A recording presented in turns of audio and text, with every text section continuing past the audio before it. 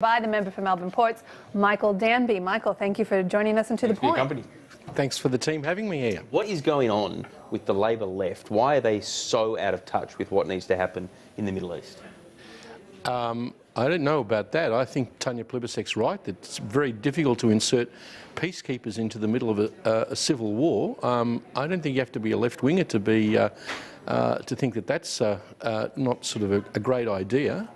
So is that what you're talking about, Peter? Well, just generally. I mean, you're always, at war, I thought, with the left about, what needs to happen with Iran and what the best solution to peace in the Middle East. I don't think you've caught up with the idea that Tanya Plibersek has developed as foreign spokesman, and if you can point to mistakes that she's made, I'll be happy to discuss them with you. But I think... what about the broader left, though? I mean, if you like, the more radical side of the Labor Party that she has, in fairness, walked away from as she's hit the mainstream as a leadership contender for the future. One can always talk about minorities. I mean, I'm sure we could spend all of our time talking about Corey Bernardi too, but, how exciting is that for you? What's that got to do with the discussion? Well, let's bring it back to Syria and Iraq. I mean, because we've got the French president, Francois Hollande, saying he's declared a pitiless war, but we've got, Obama and Turnbull seeming reluctant to put boots on the ground to be part of that effort. I mean, surely you must have a view on that inclination, if you will, by Turnbull and Obama to be reluctant about putting boots on the ground. I mean, Christina, the American public, like the Australian public, is probably a bit war-weary after what happened with the Bush-Rumsfeld big intervention in Iraq. Quite understandable. So we've gone from involvement to, I believe, to too much passivity. I think the idea of Syria too, of just surrendering to Mr Assad and letting him run the place, is not going to work. There have been all of these peace agreements that the Syrian opposition has done with the Assad regime that have failed over the last 5 years. Don't you think anyone else thought of this before Malcolm Turnbull and Barack Obama? Of course they have. So you have to differentiate what's happening in Western Syria from what's happening in Eastern Syria. What's happening in Eastern Syria and Iraq affects the security of Australians, because that's the place, Raqqa, from where this evil al-Cambodi programmed these two youngsters in Melbourne and Sydney to do their lone wolf attacks. Now, our friends the Kurds are 50 kilometres from Raqqa.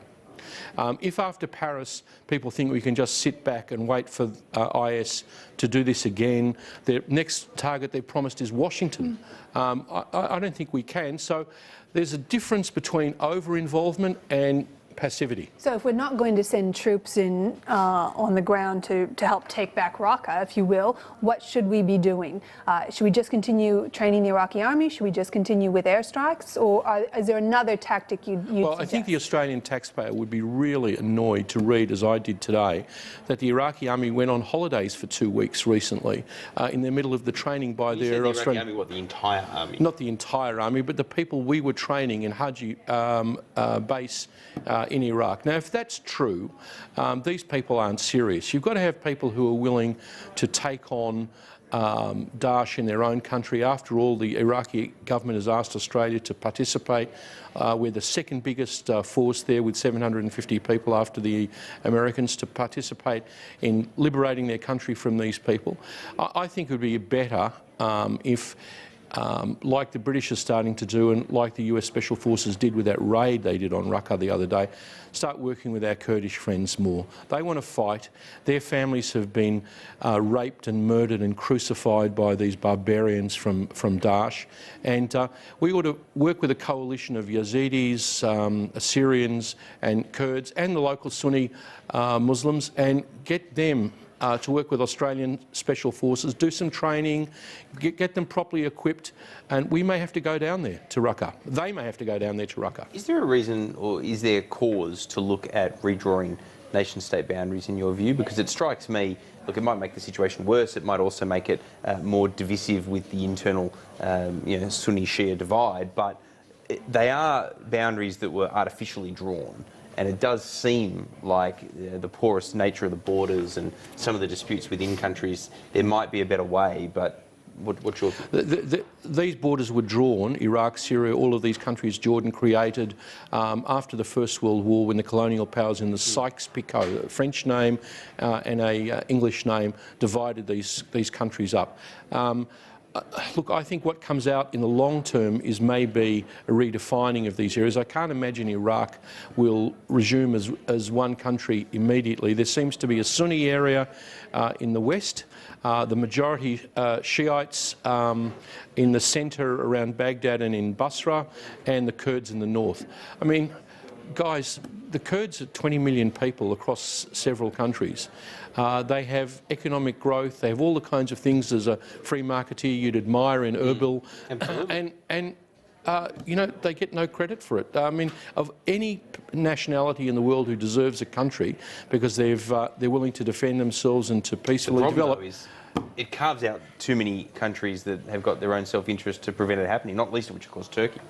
The Kurds are so smart, though. They've virtually got a sovereignty in northern Iraq, and they just quietly go on working there. But their people have been terribly abused in Syria. They're willing to work with us. The Kurdish foreign minister was down in Canberra 2 weeks ago saying, your friend Tanya Plibersek and me and other people, as well as people in the government, and they pleaded with us, you know, train us, arm us, we will go down and fight our opponents, our enemies, which happen to be also Australia's enemies. And this is not just some theoretical of chess game that sort of I want to play.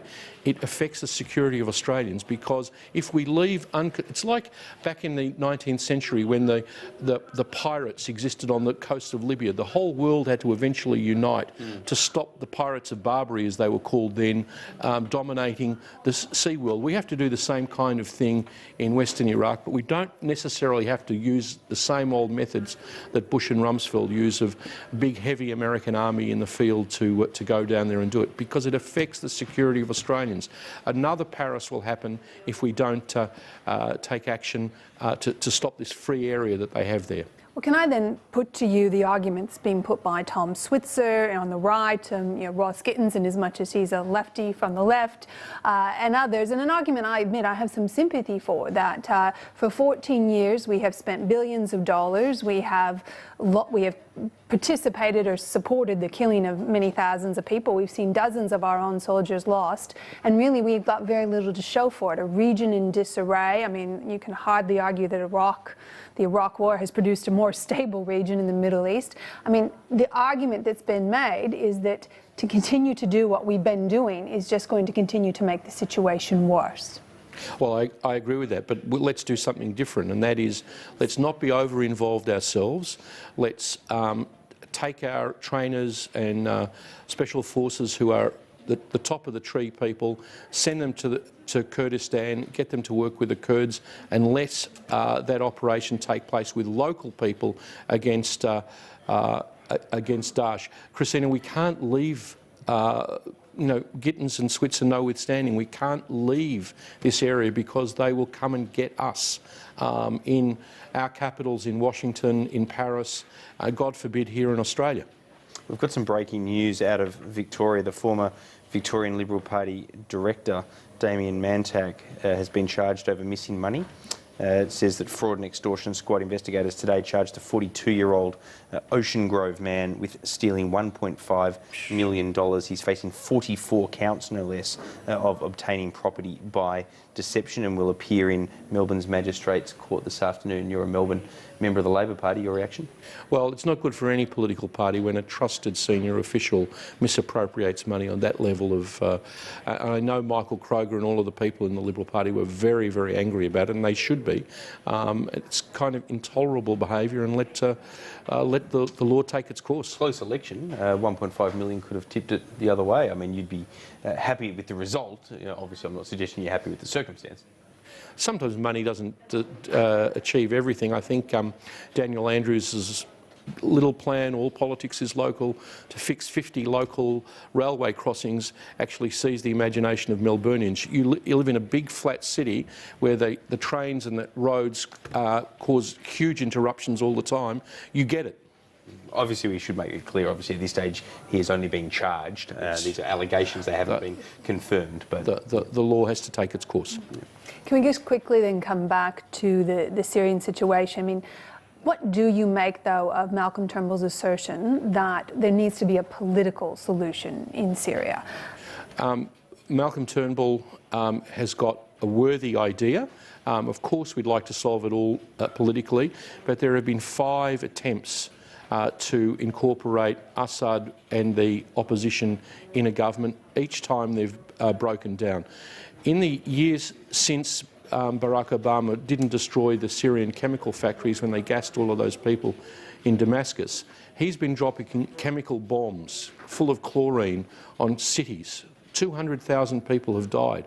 The Syrian opposition, most of whom are not in Daesh and who are in the west of Iraq, are not going to accept having Assad in a government long term. We should stick to trying to make a political solution, but we should fight IS via our allies, the Kurds in the east, and try and get Assad out of there, because that's the only way there is going to be an end to the killing and the refugees in western Syria. And so if we're involved in that removal of Assad politically or militarily, we have a responsibility then for the rebuilding of civic institutions, political institutions, and restoring peace. You know, what comes after Assad? What comes if after? If we're going to commit ourselves to that end, how do we define what comes afterwards? Well, I think what Mr. came after Saddam Hussein. That's right. was not good. I think Mr. Putin and President Obama look like they're having a deep and meaningful over there, and I think I wouldn't be happy if I was Mr. Assad. I think they've decided his fate. A coalition government that has both Russian and American support, where it involves the minorities, the Alawis and the Christians, along with the majority Sunni Muslim population. Michael Danby, that's all possible. A key part of that, though, is that Russia's going to have to feel comfortable that their naval bases are secure, correct?